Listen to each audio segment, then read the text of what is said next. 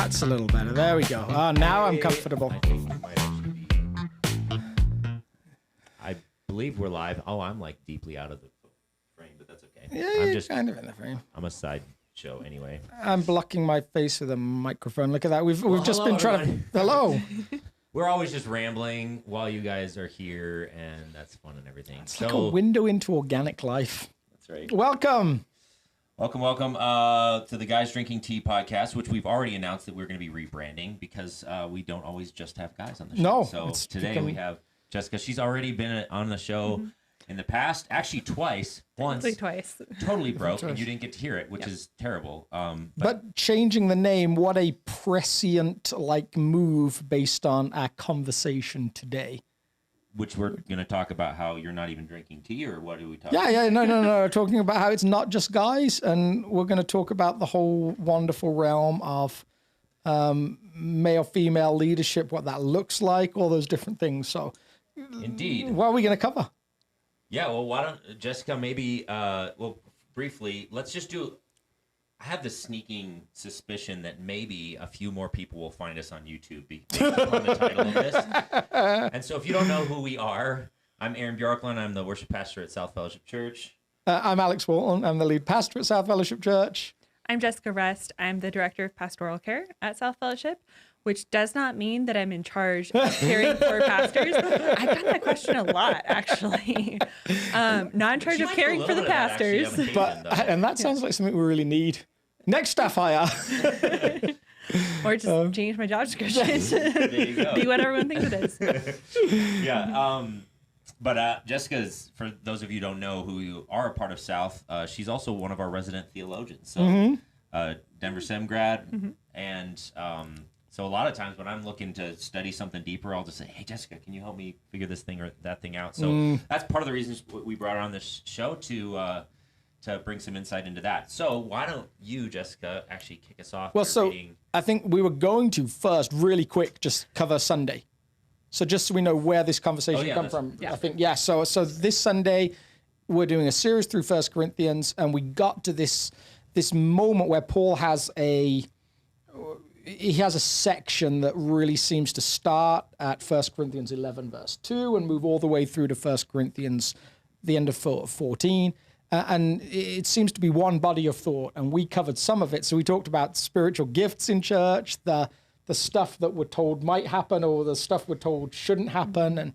And my family grew up Brethren before I was Pentecostal. So my uncle went to the church and said, I want to learn about speaking in tongues, this moment that Paul talks about, and this gift that Paul talks about. And the lead elder said, if you bring that here, I'm going to throw you through the window opposite, in the store opposite. And so depending on your background, this may be something you know nothing about, or you've had lots of conversations about. But then we talked about how Paul says even something as important as that has to be grounded in love. Like that's what covers everything. So when we were planning and talking, we came across chapter 14 and this verse that Jessica's about to read us, and said, wow, this is so connected to the two, because this is going to be a complicated conversation. Already, depending on your background, you may have some like, oh man, they better not say that, or they better say this, or you may already have some tension. It's complicated, it's emotive, and yet the beautiful transition was, unless conversations like that are grounded in love, even if you're right, it can be really destructive for the church and for people personally. So we're excited to do this in love and have this good conversation that is complicated. And so with no further ado. Yeah, so this is the passage. So, Alex said we're in this series, and this is the 1 Corinthians 14 text that we're talking about today. Women should remain silent in the churches. They are not allowed to speak, but must be in submission, as the law says. If they want to inquire about something, they should ask their own husbands at home, for it is disgraceful for a woman to speak in the church. And maybe you can tell based upon the fact that we had Jessica read that where we are leaning slightly. No, it's complicated, right? This is so we've talked about this just in our brief conversations. we are all three people that would reflect that we are deeply passionate about the Bible and what is shared in it, that it is divinely inspired, that God gave us this book, and even with the mixture of biblical authors and all those different things. And yet that we have questions about this passage and want to know exactly what does it mean. And so I think just to give people this heads up, we're all coming from this premise of we long to know what God has for us individually and as a worldwide church, and what he means by passages like this, and what the original author means by passages like this. And so maybe we start by acknowledging sometimes the Bible says things you don't want it to say. Yeah. Yeah, that's huge. Like this, the way we treat this conversation isn't because we're just trying to get out from under something that's hard. Because if that was the case, you'd just not ever read the Bible. No, absolutely. Like there is, and I'm not talking about this verse now. There are things that the Bible says that I'm like, I don't want that to be in there. And my human will has to surrender itself to Jesus' wisdom. And there's been moments I've read things that Jesus said and thought, I don't think you're right. And I'm going to choose to surrender my supposed intelligence to your Jesusness. And that's difficult. So I think like maybe we start by saying we're all coming it from the premise of like we want to know what this says, and yet we know from lots of experience, lots of studying together separately in all sorts of different places, that the Bible and the biblical authors are rarely simple, often complicated, and there's a whole bunch of stuff, even just based on the fact that we're reading a text that was written 2,000 years ago in a different language and translated by people over a couple of thousand years to a different culture that sometimes thinks it knows what it's saying and sometimes doesn't know. Yeah, so we thought because Alex made the promise that we're going to have this episode where we're going to go on deeper dive into this particular subject of women in ministry / women in authority, those sorts of things. We wanted Jessica to be on the episode so that she can bring her perspective to that. She's also studied extensively on the subject. But we're going to actually navigate through the First Corinthians references to this, hopefully relatively quickly, because there's actually another passage that's much more challenging on the subject that we want to spend a little bit more time in. Absolutely. But we also were aware, I think, to bring you in on this, Jessica, like we do this podcast, Aaron and I do this podcast together all the time. There is a 30-something-year-old white maleness to this podcast that's often really present. Just even though we were both born in non-American countries, we were both born in different places. And there's this wonderful moment in the TV show The Simpsons where Lisa Simpson, the 8-year-old, is talking about how it's terrible being young, nobody listens to you. And Grandpa Simpson, the 70-year-old, says it's terrible being old, nobody listens to you. And Homer Simpson, who is confessedly an idiot on the show, says, it's wonderful being a white male aged 35 to 45. Everyone listens to me, even when my ideas are stupid. And so just reflecting on that for a second, I've become aware that there's lots of things that are what I would call positions of privilege for me. So we're going to talk about these broad areas of, and I'm going to ask you to define for us, I think, complementarianism and egalitarianism, these big terms. I can be a egalitarian and say, I think women should be able to do anything in church. Mm-hmm. And yet if they're not, it doesn't cost me anything personally. Mm-hmm. I get to do all the things that I might want to do based on being a man. And so there's a complexity there to all of this. So if you're comfortable, just tell us, like, one, what does it feel like to read that verse? And two, what does it feel like maybe to hear that verse used as it's sometimes used, knowing that you're an incredibly gifted person with all of these different, you think strategically brilliantly, you study so well, you have this breadth of knowledge, you communicate it well. like there must be some conundrum there in hearing that. You've preached at South Pole. Yeah, you preached. Yeah. Yeah, well, I guess to define the terms first, briefly, both egalitarians and complementarians would say men and women are made in the image of God, as according to Genesis, and they would say equal value before God. But there is difference between the genders. Yeah. And complementarians would say that those differences also imply some kind of role differentiation, both in the church and in the home. Yeah. And we're not really going to get into home relationship, household stuff. We don't want to mess with your home life. We're like, whoa. That's a whole other podcast topic. We're just going to talk about how that applies to the church. Egalitarians would say, yes, there are differences, but those differences do not imply or necessitate role differentiation. Roles should be defined by giftedness and calling rather than gender. Would you guys add anything to that, or? No, I think that would cover it for me. Aaron, what do you think? Yeah, no, great definitions. I think that works. Yeah. And the other thing to note is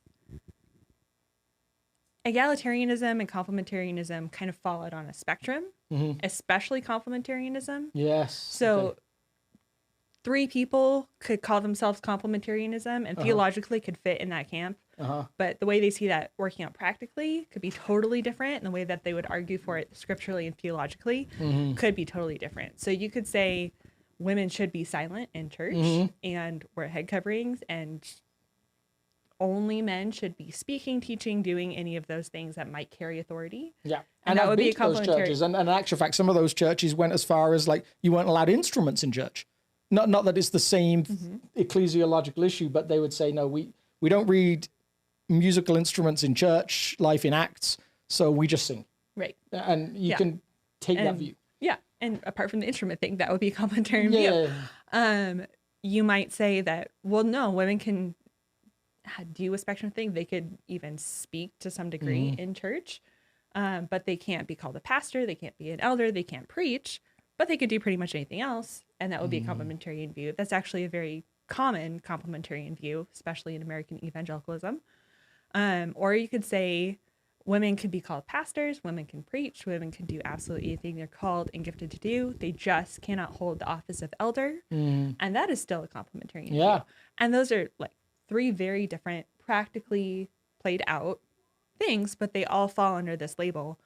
But yeah, you could be under the same label and still have a different viewpoint. And that's important to know about this conversation. And as we've talked about already, like there's probably people listening that have both of these views. And actually that's really good. Like our goal, if you're hearing today, our goal is to get you to switch your view.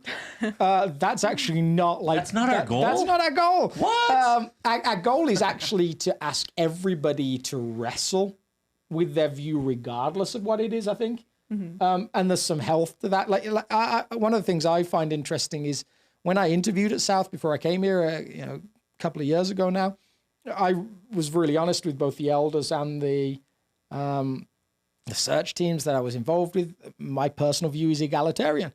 I've been in ministry for 21 years and 19 of them have been in a complementarian church. And so my goal isn't to go to those places and say, I'm going to change this to be like me. Like there's a whole bunch of complexity there. There could be movements for me that could be right for me and not for a community like South. There's so much going on there that's just fascinating. I remember once going to interview at a church, and right as I was leaving, the lead pastor said to me, "Oh, can I just ask, egalitarian or complementarian?" And I was about to answer, and he said, "Let me just say, it's not a deal breaker, but the head of the elder board's a woman, so it might be better." Might matter a little bit. So there's, again, complexity and hopefully some humor in that. So also, would you just maybe, there's a lot of new people at South. Maybe just give a brief flyover of South's position historically on the subject and sort of the journey we've been on on this particular subject over the last several years. And that in itself is like, we could do a whole podcast on that. But really There's some deep briefly, South has had in its history a male-only elder board. That's been our governance, as you might call it. In 1979, South was removed from the denomination, partly because they were told your elders had to mirror your demographic. So you had to have a certain percentage of women, you had a certain percentage of people of different backgrounds, all those different things. And really the pastor at the time, Deo Schleifer, and the elder board at the time agreed, no, that's not how we pick elders. It's not that we could never see women being elders, but it's not going to be a mandated thing. And so they actually left the denomination over that. Yeah. And that wasn't the only reason. It wasn't the only reason, but yeah, but it was a part of it. A big, like, was the moment of crux almost, like where that pushed everything over the edge, as I understand it. But I could be wrong. There's some historians in the church we should have on a podcast. And then throughout that time, male-only elder board, male pastors exclusively. And then maybe, 7 years ago, there was this movement from pastor as a male role to pastor as a non-gender specific role. And that was really based around the lead pastor and the elders at the time agreed pastor isn't a biblical title. Mm-hmm. It's outside, it's an extra biblical title. And so anyone can have it. But yeah, it's a function, not a position of authority in the same sense. Exactly, yeah. Yeah, that was the decision that the board made at the time. And then Yvonne, who's preaching this coming Sunday, became the first female pastor at South at that time. Yeah. And so we are governed by a male elder board, and then we're led by a staff that has both men and women in different roles. And pastor is a title that is open to anyone of either gender, or is open to either gender. And then, that's where we are right now. So that maybe covers all of that, like history up until this point. And yeah, so we've covered some prerequisites to the conversation. So now, can we? Anything else do we feel like we need to cover right off the bat before we just skip across a little bit of 1 Corinthians? You guys asked me a question. I did, yeah. Oh, that's right. You did your definitions. there you go. That's Sorry what I was going about to say. Like, what do you hear? What does it feel like with all the gifting and everything? I'm like excited to get in the text. I'm sorry. Okay. I mean, It's good. still relevant to the text, kind of. Yeah. I think pretty much everyone who engages with this topic, especially if you're a woman, but I mean, it matters not just for women, it matters for the whole church, male and female. It's often a journey, sometimes a long journey of understanding, what does the text say? What does that mean for me? And I think it's important to know that it's not just a question of, well, what can women do or not do? What can I do or not do? It's rooted in, what does it mean to be made in the image of God, male and female, to understand how I'm wired, how God has created me, what he is calling me to, and to live that out in faithfulness and in obedience to Scripture. Yeah. As good evangelicals, Scripture is authoritative, it's God-breathed, as we were saying earlier. I want to, and I think in general, whether you are complementarian or egalitarian, if you're an evangelical, you want to be faithful to God, be faithful to Scripture, and not just pick and choose what sounds good to you. You want to do it right because you want to be obedient to what God would have you do and who he would have you be. Yeah. There's identity involved. Yes, it's deeply personal. Regardless of what perspective you end up taking, what interpretations you end up making. Yeah. Which is also why it can be a hard conversation. And a devastating conversation sometimes. Like I've read a lot of theology on different things. I've had to for seminary. I've had to for my undergrad. This is the conversation that's the meanest that people have. Yeah. Like you read like an egalitarian interpretation of this text and they're commenting on what this complementarian person said about this, and they're like making personal attacks, and the complementarians are making personal attacks because the egalitarian interpretation is like. And isn't some of that a little bit? There was a quote I read the other day from a lady called Barbara Taylor, and she said, "Human beings are never more dangerous than when they believe they are defending God." Like there's something about that pushes us to. And if we approach this subject as like, I'm defending what God wants and my God wants this, on either side, that can actually turn you into someone who might think that they're defending God, but actually is very poorly reflecting Jesus. Yes. As an image of God. Yes. But yeah, because it's so personal, one, it can be incredibly harsh when someone is trying to respond to it. Yeah. Again, from either direction. It can be incredibly challenging and harsh to receive as from my experience as a woman trying to figure out what God has called me to and what that means. Oh, totally, yeah. Like I didn't come from an egalitarian background. Again, full disclosure, I would call myself an egalitarian. But I grew up in a church that I didn't see women on stage ever. And I understood that to mean, and this is not what that church believes, but this is what I came to understand that meant, is God does not give women the gift of preaching or teaching or like leadership in the church, and no godly woman would claim to have those things. Again, not what this church actually taught or believed. I think they would probably be horrified to know that that's what I came away with. Even though they were a complementarian church at the time. But that was kind of my starting out point going to college. I went to a Christian college, did some research and, what are the interpretations, received my own call to ministry at the time as well, ended up at Denver Seminary. And to one degree or another, because of being a woman in a primarily male degree program, and the church I was at the time, which was a strongly complementarian church, this was a question that I had to be dealing with on some level every day for 3 years ish.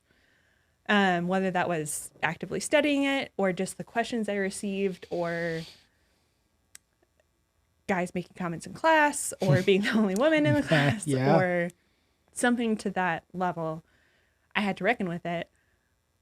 Because it wasn't just a fun debate or something that I had to write a paper on or something. I did have to do that. But it made a difference to whether I should even be at the school or not. It made a difference to whether I should be getting a Master of Divinity or not. At least am I wasting my time? Like, is this Should I be taking a preaching class? Can I tell other people that I'm taking a preaching class? What's the response going to be? Can I tell people I'm taking a pastoral counseling class, or should I just say I'm in a counseling class right now? Because the response that I was getting was, that's not okay for you to be doing. That's a man's role. Your desire to do those things, to preach, to shepherd, to lead, are the result of the fall. Because those should only be for men, and you shouldn't want to do those things, or at least not want to do those things in the sphere that you are preparing to do them in. And it really made me wrestle with there were ultimately, it seemed like 3 possibilities. Either God made a mistake when he created me, because I had giftings and my understanding of a calling and passions that were supposed to be men only things. Or I made a mistake. I had totally misunderstood scripture, misunderstood my own giftings and wirings and what God had done in my life and how other people had affirmed that throughout my life. Or the people who were telling me that I couldn't do those things, shouldn't do those things, shouldn't want those things. This is sin, essentially, for me to be pursuing these things, were wrong in their interpretation. And in actual fact, none of those are actually great outcomes in some ways. They're all complex, at least. They're all complex. I mean, the first one, like, theologically, God doesn't make mistakes. So that one was pretty easy to be like, okay, like that can't be an actual possibility, because that's not who God is. That's not his character. That's not how he operates. So either I'm interpreting this incorrectly, and interpreting myself incorrectly, or these people that I'm in community with in one way or another are incorrect in their interpretation. And that's a difficult place to be, and a difficult community to remain in. Some people are called to do that. Yeah. Some people are not. Yeah. I did not stay in that community.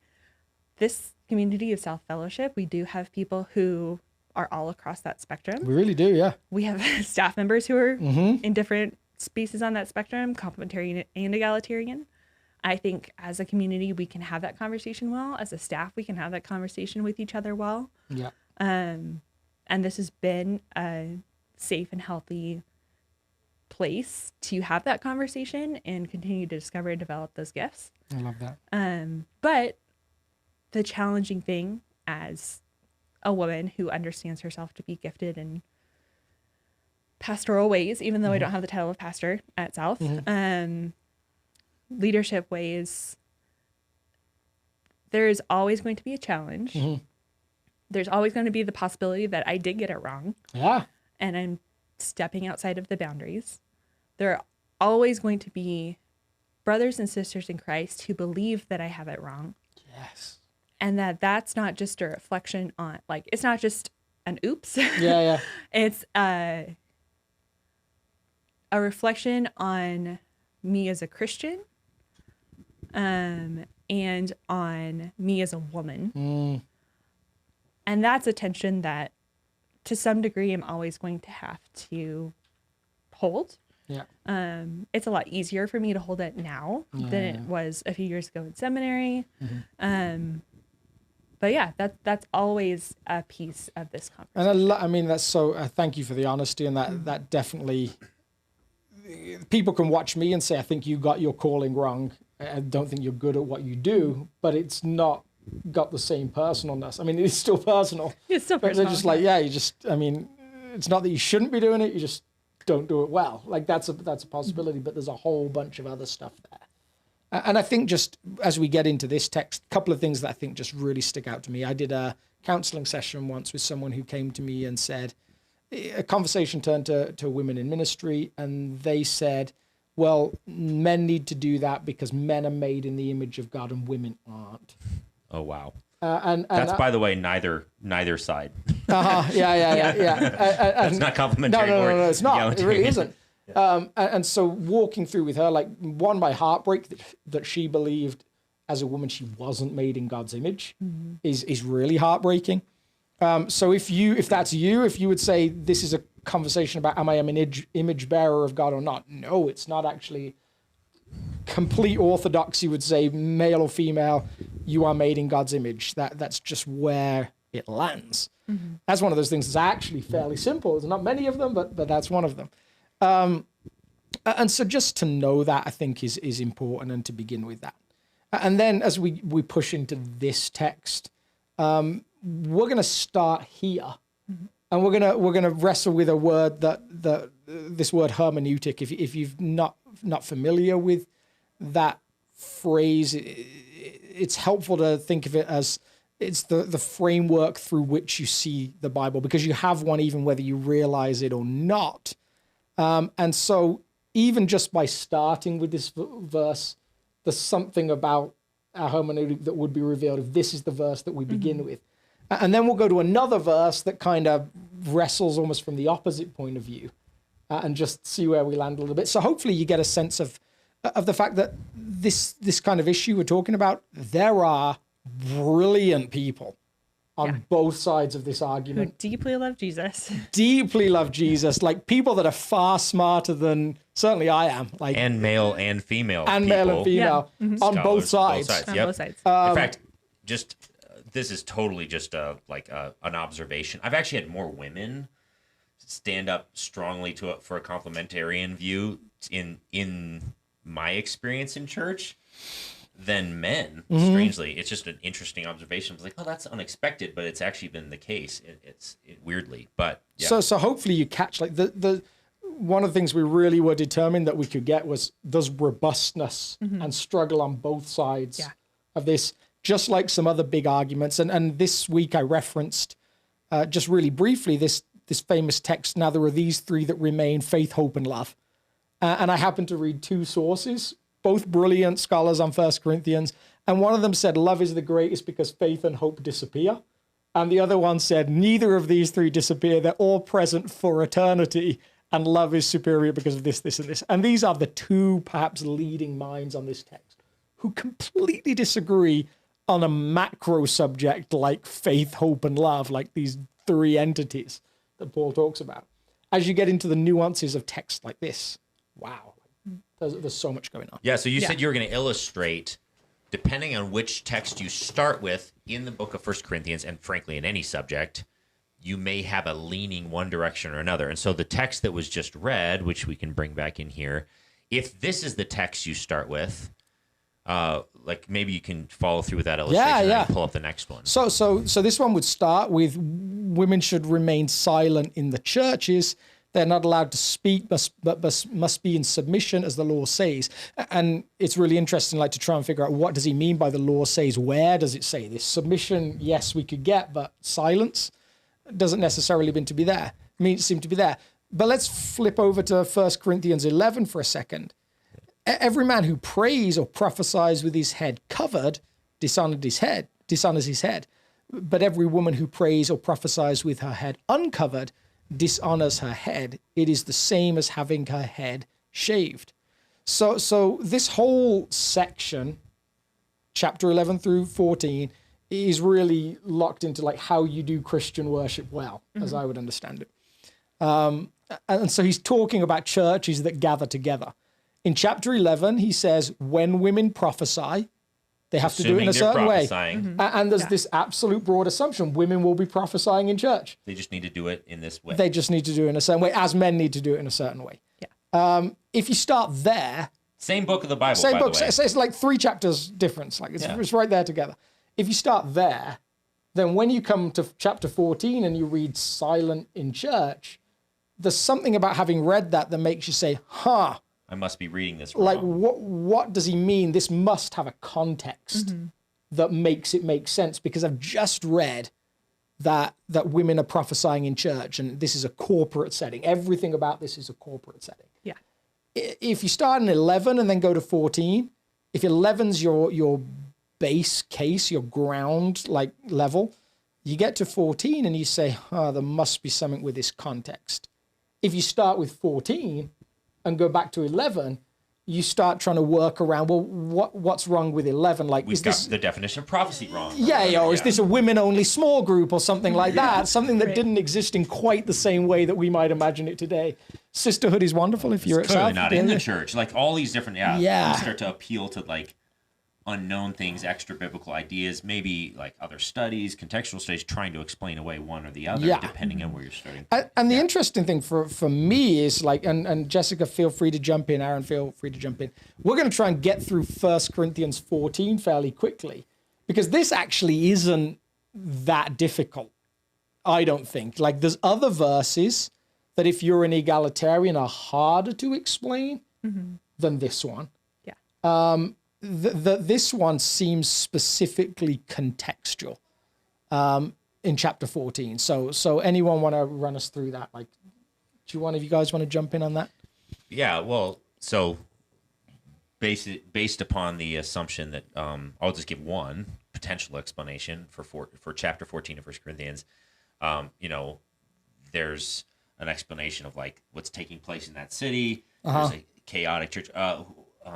What's the Kenneth Bailey? Kenneth Bailey. Yeah. So Kenneth Bailey lays out this strong case He lives in the Middle East and has studied for years both the scriptures and the culture, both currently in the Middle East and ancient cultures in the Middle East. And he just from experience combined with his historical study, he says, well, it's a very chaotic environment. A lot of the times you've got a division between men on one side of the church, even today, and women on the other side of the church, who are also having to care for kids, and it's chaotic and noisy and stuff, and they're trying to learn. And basically, chapter 14, this is way oversimplification of his argument, but it's just too chaotic. And Paul's like, we need to find a way to get some silence so anyone can learn. And so rather than the wife yelling across the way, hey, what did he say? Or occasionally, let's say her husband's up on the platform sharing prophecy, and she's like, you didn't do that last night, you weren't loving to your neighbor last week, or so on, something like. Paul's trying to say, let's like simplify this. One person speaks, which is all part of this text. Like one person speaks, and the other one, one person speaks in a tongue, the other one gives an interpretation. Let's make this orderly so that anyone can learn. Yeah, and that's part of Kenneth Bailey's argument for why this text in this particular church is relevant. And there's other explanations going on in that context. I don't know if you want to bring any of those up. Anything you would add to that? I mean, I think one of the best interpretation is it's part of the continued commands on orderliness and worship that Paul's already been talking about. We talked about, with gifts, and right before that, he's also talking to people who are speaking in tongues and like when they should be self-controlled or using those in the correct way. I think right before it is prophesying, and then he talks about, women should be silent in the church. It's all worshiping in a way that honors God and honors each other as a body of Christ. Yes. And they all use the same verb as he addresses each of those groups, which you miss in our English translations. Yeah. And you can see in the Greek, he's all telling them to do the same thing in the same way. Yes. Which is not be silent. Yeah. And be silent forever and don't use it, because he's just talked about like all the times that you would use these things and use these gifts. He's commanding them from an egalitarian interpretation to speak in the correct order at the correct time. Yeah, not just not talk. And I think you think the Middle East and then even into some of the Mediterranean areas today, the percentage of women that get education, very limited. So Kenneth Bailey will talk about how even in churches he's pastored recently, every 15 minutes or so, they would have to have someone get up on stage because the men, all educated, would sit and listen to the person lecturing, and the women, primarily uneducated, would start to switch off, would be looking after the children. There'd just be like a hubbub with this wall in between. So again, every 15 minutes on the nose, like someone would get, everyone has to be quiet in church. And really specifically, this side of the room, the women and children, we need quiet here because the other side's been quiet. So I think to go back to that hermeneutic, if you are someone who has an egalitarian position, you would say women clearly involved in prophecy in chapter 11, and which is the preferred gift according to yeah, absolutely, yeah. It's a serious gift. And 14 becomes then this thing that is particularly addressing a dynamic in play there. If you come from a complementarian position, you say, no, when Paul says here that they're to be silent in church, that's a universal statement, still applies everywhere. And when we go back to prophecy, you have to do a workaround and say, well, that must have been some place where men weren't present, because prophecy has this authoritative nature to it and speaks into the life of a community. So it's interesting, isn't it, just admitting and being honest that there's times where we'll lead from a natural inclination when we pick which passage we use to interpret which passage. And so if I think about my own position here, this is not a passage as someone who's from a more egalitarian perspective that makes me think, oh man, this is like really hard to understand the weight of the argument. There are passages for both sides that are more difficult than this one. And so if you, perhaps maybe someone listening, you'd say, I'm more of a complementarian. You might wrestle to explain, why does Paul talk about women prophesying in communities? You might wrestle with passages like, why does he give clear lists in like Romans 16 of church leader after church leader who's female? Why does he talk about Priscilla and then her husband Aquila in like this really clear break from tradition, which was the husband was named first? Like, it seems like he's talking about a dynamic person who he says is listed amongst the apostles or was significant amongst the apostles. So those passages, if you come from a complementarian point of view, you have to wrestle with and say, oh man, what's going on here? Or Galatians. Yeah. The passage we're about to move to now, from an egalitarian point of view, is one of those same passages on the other side that you might look at and say, what's going on here? Like N.T. Wright talks about this as the most difficult passage to translate in the New Testament. And this is like a guy who is the guy on the New Testament, other than Paul, Jesus. Yeah. Like he's a mind beyond my capacity. I followed him down the stairs at a conference once, and I gained wisdom just by the reflection on his bald head. Like, it just poured into me. This is like, and he says like, this is a challenge. So let's flick over and look at that, because that. Yeah, absolutely. So this is 1 Timothy chapter 2, 1 through, it's 1 through 15, but we're actually going to jump straight to 12 just for the sake of time. And then we can maybe go back if we need to. But I'll just go ahead and read this. I do not permit a woman to teach or to assume authority over a man. She must be quiet, for Adam was formed first, then Eve, and Adam was not the one deceived. It was the woman who was deceived and became a sinner. But woman will be saved through childbearing if they continue in the faith, love, and holiness with propriety.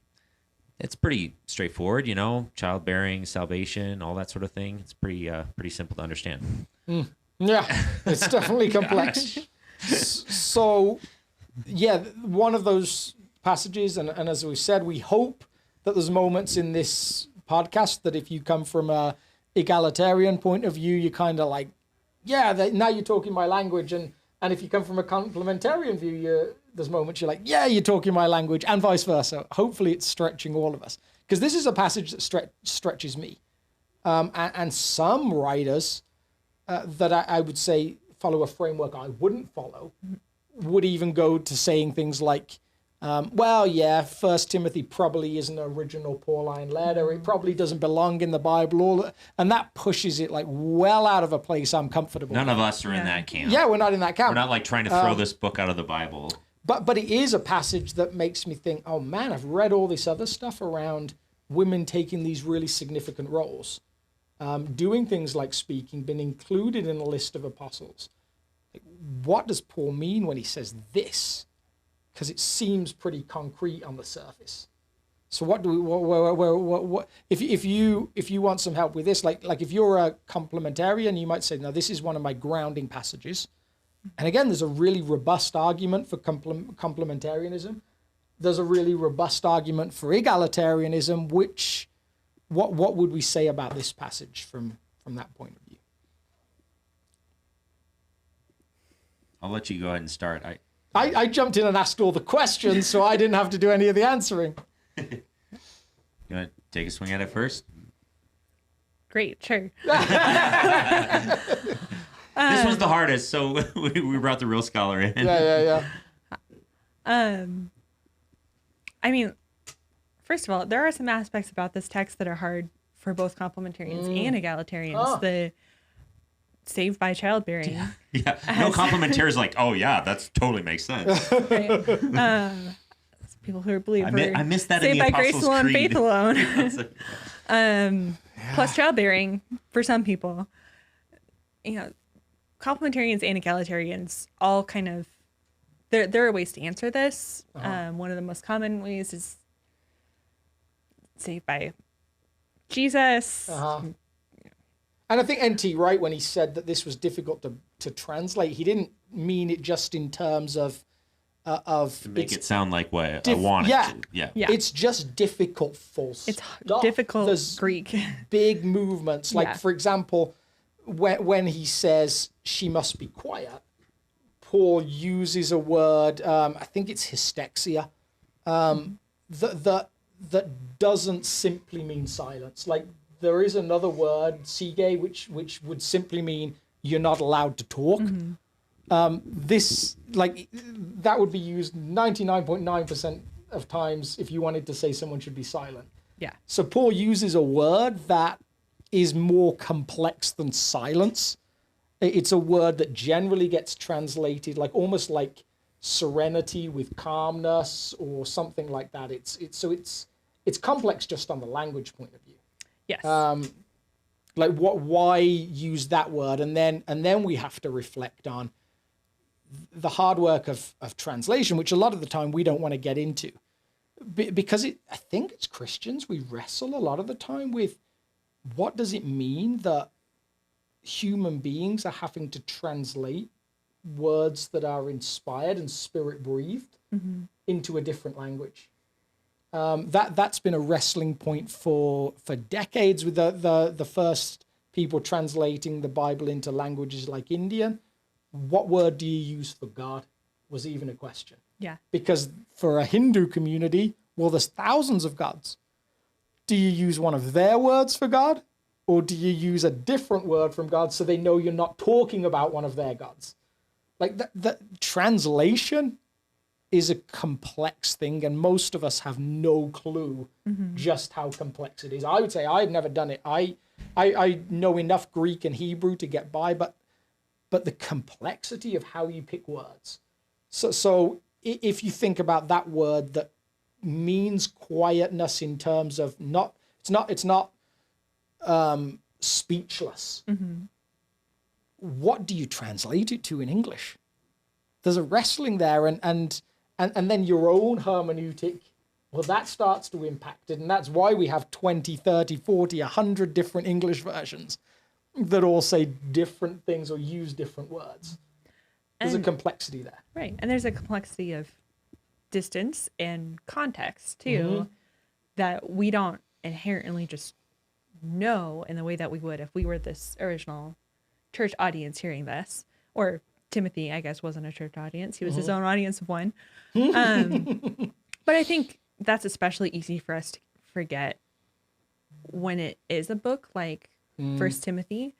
If it's like First Corinthians, the community's in the title. The context is in the title. It's easy to remember. Like, oh, he was writing this to a specific group of people who were dealing with their own mess of stuff. And that's crazy. He was writing First Timothy to Timothy, who was ministering in Ephesus, who also, as a church community, had their own mess of stuff going on that is influencing what he's telling him and why he's telling him something. And Ephesus especially, like, had its own issues as a community with the worship of Greek gods. Artemis was the goddess of Ephesus. There was this huge temple that centered a lot of their civic life around things. That's playing into things here.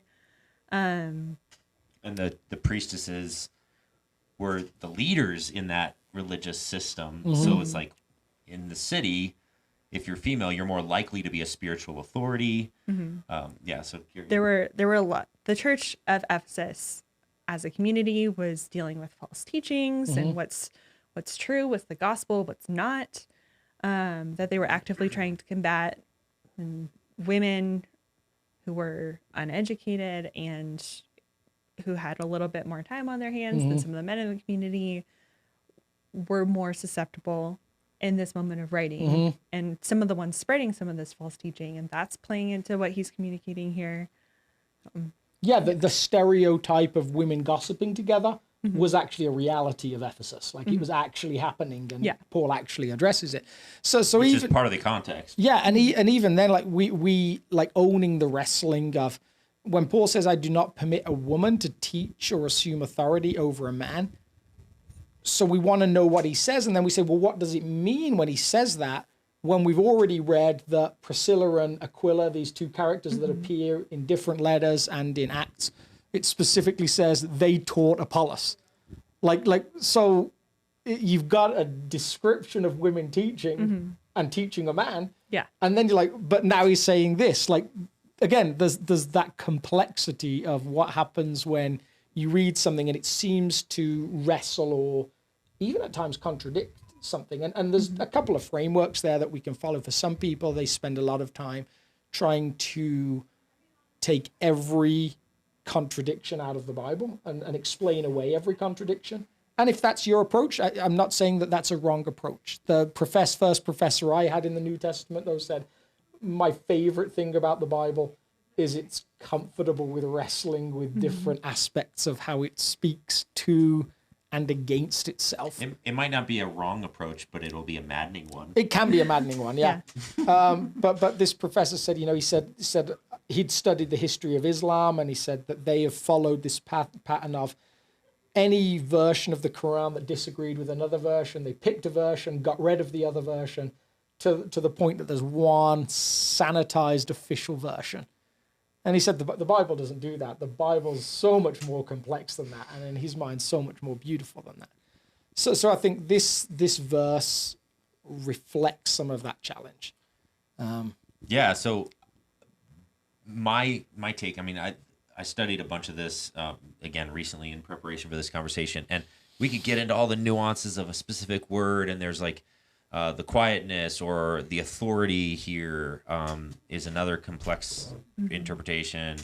What in the world is going on with this childbearing situation? That's a hot mess and confusing.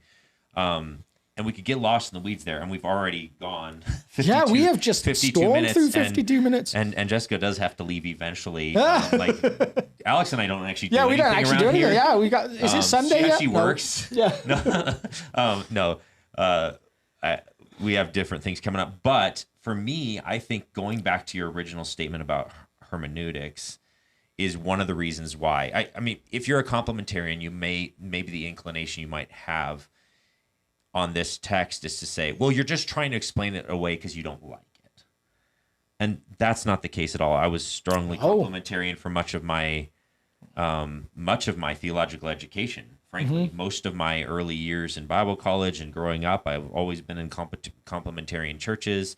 Anyways, that's not what's going on. What's going on is you run into other passages that Alex has referenced, Romans, Galatians, even the 1 Corinthians chapter 11, and you're running into all of these things. The fact that the first proclaimers of the fullest expression of the gospel of Jesus Christ were the women leaving the tomb proclaiming to the other apostles with the official titles. Yeah.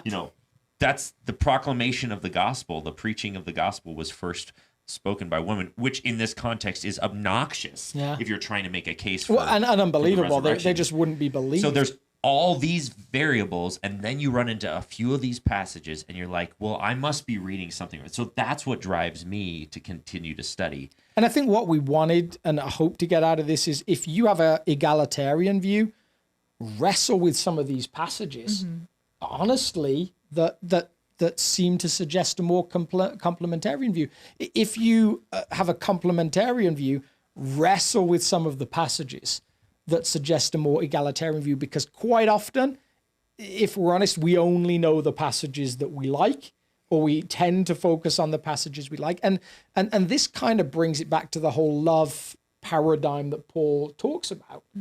I think there's a few different views. You can look at a passage and say, based on this passage, I'm absolutely right. And that's not the best view. You can look at a passage and say other people interpret it differently, and I think that they're wrong. That's not necessarily a bad view, I don't think. I think that's okay, even so long as you can hold some of the suspension. I think the worst view is other people have a different opinion, and they do that because they don't care about the Bible. They don't care about reading it correctly. They just simply are choosing to read it in a way that's convenient. And that is something that, in my experience of both sides, it is rarely true. For the most part, most people I've engaged with around these texts genuinely want to know what God is saying. And genuinely, there's other texts that bother me more than this in terms of what I don't want them to say. There's plenty of ways that God's word reveals to me my own warpedness and my own desire to live out just what I want. These aren't some of them. Most people are genuinely wrestling with these, saying, God, like, what do you have for me personally? Because I have all the questions you raised, which were just wonderful. Like, what's my giftedness? What have you called me to? And God, what do you have for your church? There's very rarely people that are just like, no, I'm just going to try and manipulate this to be what I want it to be. Most of us come from a position of deeply loving Jesus and really wanting his church to reflect who he is. Yeah. Now, I wish we don't have time. We had a whole bunch of stuff on, like, because this passage does reflect a little bit on gender differences and everything, right? Like, there are some. And we don't have time. Like, I don't know if we skip across some of the things we were going to cover, and maybe we'll just have to readdress the subject in the future. Maybe. I mean, the nice part about a church is we're constantly engaging in the scriptures, and so this subject can naturally come up again in the future. But some of the things we wanted to cover, was there some that you had in your mind that you wished we'd been able to cover? I mean... a lot of them. This could be like a 6-part, 10-part, multi-hour just series on this verse. Cover. Yeah. Well, not just on this verse, but on this conversation as a whole. Like, huge, thick books have been written in multiple editions, picking apart the arguments and implications from both perspectives of this conversation. Yeah. You can't just cover everything in an hour. I think what I would have loved us to get into is that there are tendencies in gender, and those can come across as really restrictive. But in actual fact, like, I think a lot of the time they're not individually restrictive. They're just supposed to be recognitions of there are some tropes or whatever that are just somewhat indicative of the different genders. Like, give an example, yeah. Yeah, and biblically an example would be, like, there are definitely female leaders in the Old Testament narratives that led whole nations. And the language is never, none of the men would step up. The men just couldn't be bothered. Like Deborah, people like that are specifically, it seems, chosen because they are the best people to lead those communities in that given moment. So she's not unique, but she is distinct. And is it fair to say most women that are in the Old Testament narratives are like her? Well, no. And we've talked about this from the perspective of businesses today and things like men are aggressive. There's a statistic that says companies run by men make the most money or are the most profitable. The companies run by women are more philanthropic, more caring, better for the society in some ways. Yeah, so which company's better? The one that makes the most money or the one that does the best in the world? Which do you want? And sometimes as a shareholder, if you're honest, you're like, I want the one that makes the most money. Those are generalizations, obviously. Absolutely. But they are statistically leaned one way or the other based upon, there are gender differences. An egalitarian doesn't deny that there are gender differences. Yeah. And some complementarians might argue that that's the slippery slope that you'd run into if you go egalitarian, it's a slippery slope, and then you eventually end up into gender like ambiguity and nothing matters and none of these things are different. Most British people have bad teeth. I happen to have amazing teeth. I don't have amazing teeth at all, but there's ways you can generalize stuff, and it's rarely true, and it's often true, but not always true. Yeah. And so I think that's the intriguing thing to me. Like, how does God call most people? How does he call some people? And how do you know? Because God has this way of asking people to do some of the most extraordinary things. And there's some things he's asked. Jackie Pullinger would be an example that comes to mind. got told her to get on a boat at 17 years old. She only had money for a one-way fare, ended up in the walled city in, I think it was Taiwan. It was somewhere in Asia, and stayed there for the rest of her life and built one of the most wonderful missionary enterprises ever seen. Like, I don't know many people of either gender that could have done that. God always surprises us, it seems. And yet, I mean, I'm just intrigued by some of the ways that he has gifted both genders commonly, and some of the ways he seems to break that rule.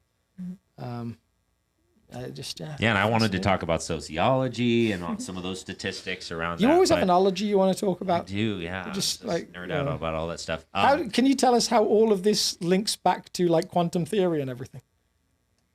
I could try. I get all excited. Because it always does. It always makes its way back to quantum physics. We should change this to guys talking about... We should change this to Aaron talking to Alex about quantum Aaron theory. putting Alex to sleep with quantum physics. I maybe I just want to acknowledge before we sign off that you really were hoping we were just going to like give a clear-cut answer. But instead what we've done is we've already... like explained, all of us tend to lean a little bit more in the egalitarian camp, but we didn't just like say the other one's stupid. No way. So maybe that's not satisfactory to you, or if you're a complementarian, you're like, yeah, but you didn't deal with this, you didn't cover this, you didn't. The point of maybe to summarize the conversation was, this is an invitation, and I think that this is one of the beauties of the scriptures.